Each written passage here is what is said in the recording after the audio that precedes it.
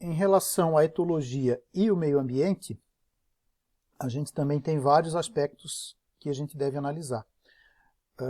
O comportamento dos animais, ele muitas vezes nos fornece os primeiros indícios de alguma degradação do ambiente.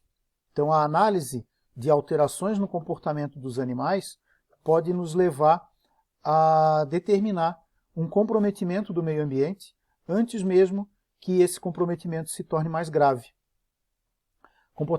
Alterações em comportamentos sexuais e outros tipos de comportamentos, eles acontecem muito mais cedo e em níveis muito mais baixos de distúrbio ambiental do que as alterações do padrão reprodutivo e o tamanho das populações.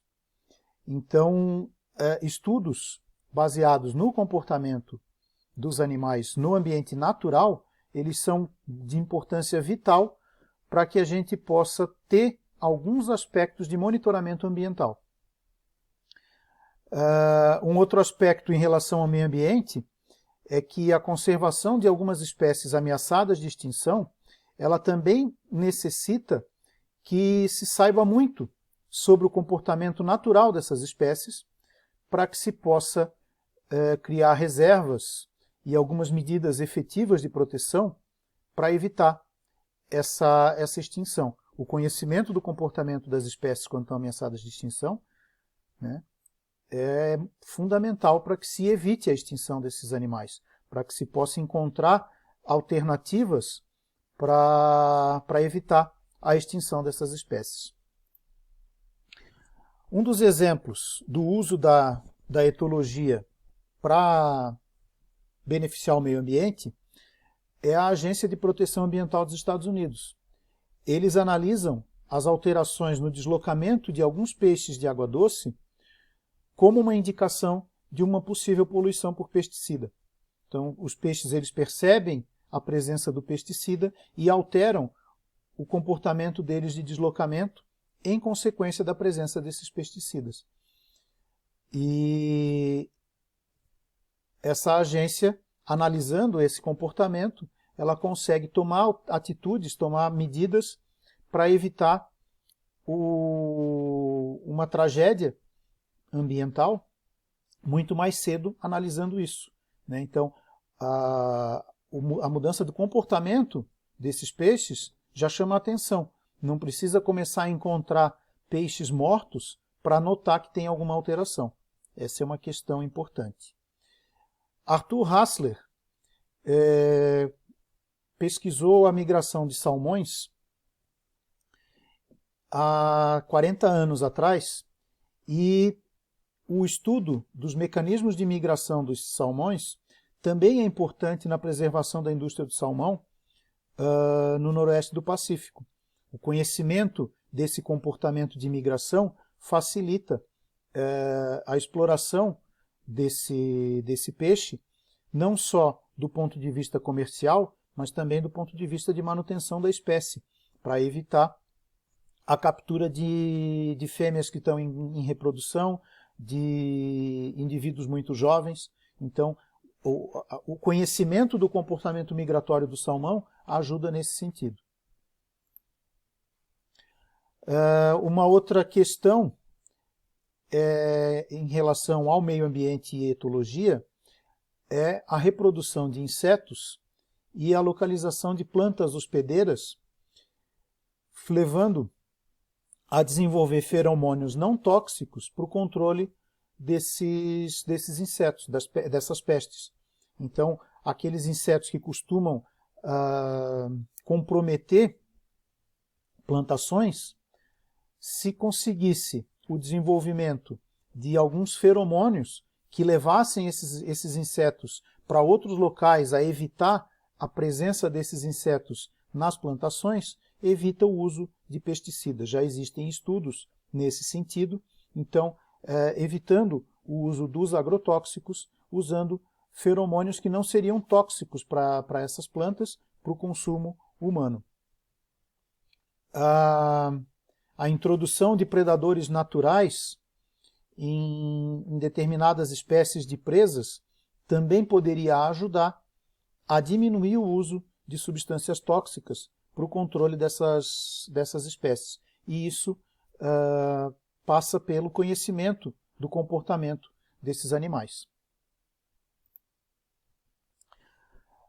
Uma outra questão que leva em conta o meio ambiente, o conhecimento da etologia com o meio ambiente, é o comportamento de procura de alimento pelas abelhas, o forrageio, né? O conhecimento desse comportamento pode ser usado na polinização,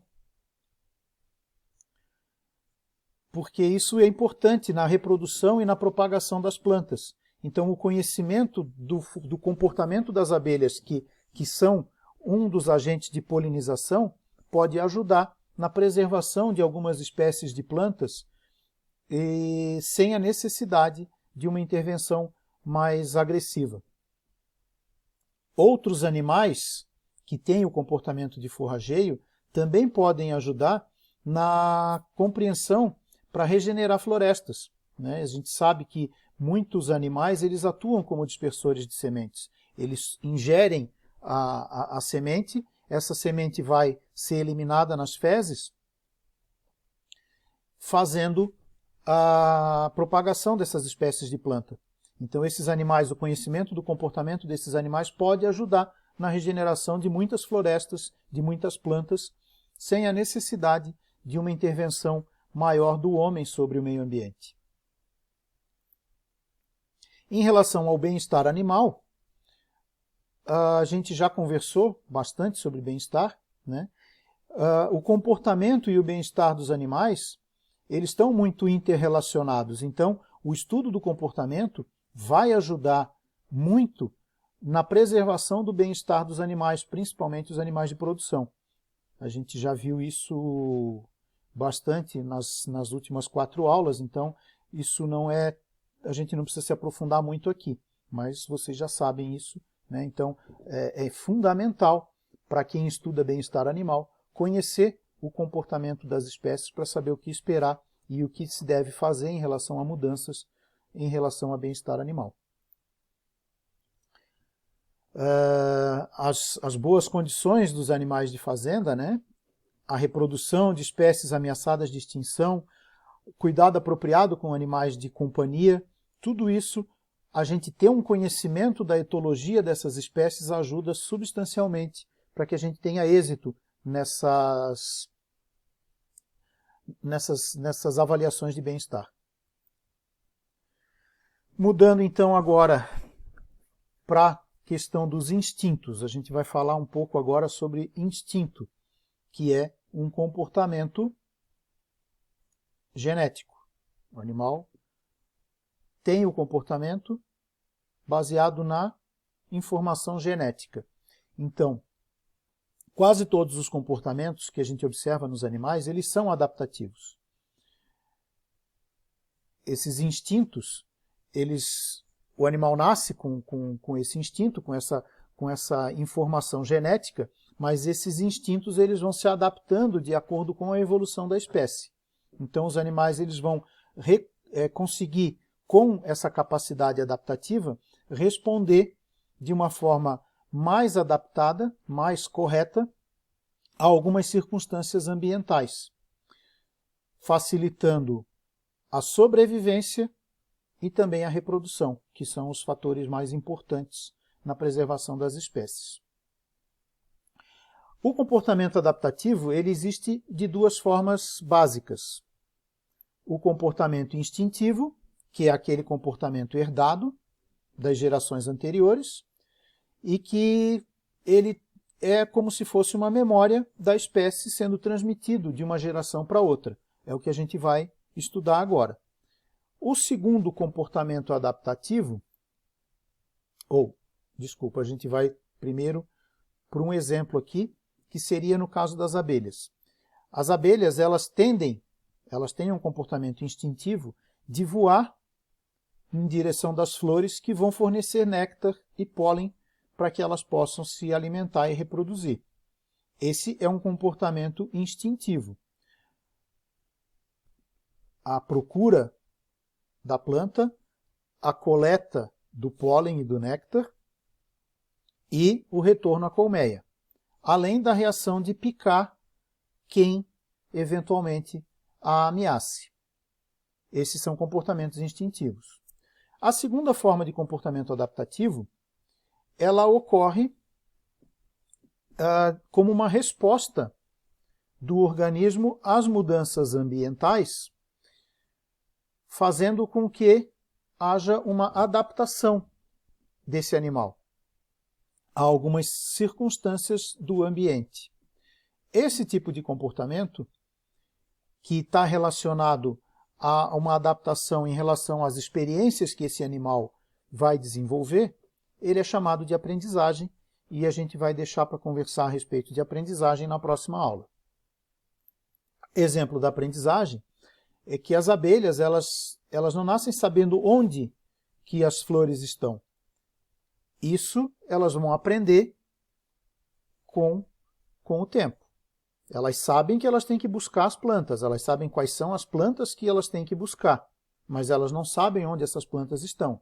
Isso elas vão ter que procurar, elas vão ter que aprender e elas vão ter que passar esse conhecimento para os outros indivíduos do grupo. Isso é aprendizagem.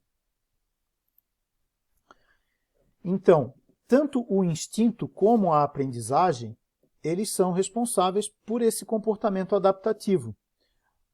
Os dois são resultado da seleção natural, certo? Seja na história da espécie, no caso do comportamento instintivo, seja na vida do indivíduo, no caso do comportamento aprendido. Ou seja, o instinto está relacionado à história da espécie. A espécie traz esse instinto de geração em geração, sofrendo discretas adaptações, mas que são incutidos na genética, são transmitidos de geração a geração, mesmo no caso da seleção natural. Já o aprendizado, o comportamento aprendido, esse está relacionado à vida do indivíduo. O indivíduo vai aprender, o indivíduo vai se adaptar. Muitas vezes ele até consegue ensinar outros indivíduos a manter aquele comportamento, mas ele não tem isso inato, ele não está com isso na carga genética dele, ele vai aprender em função das mudanças ambientais que ele está sofrendo durante a sua vida. E essa aprendizagem, normalmente, ele não mantém, ele não transmite para a sua prole. Os descendentes desse indivíduo vão ter que aprender, de acordo com o seu estímulo ambiental, a ter essas adaptações também.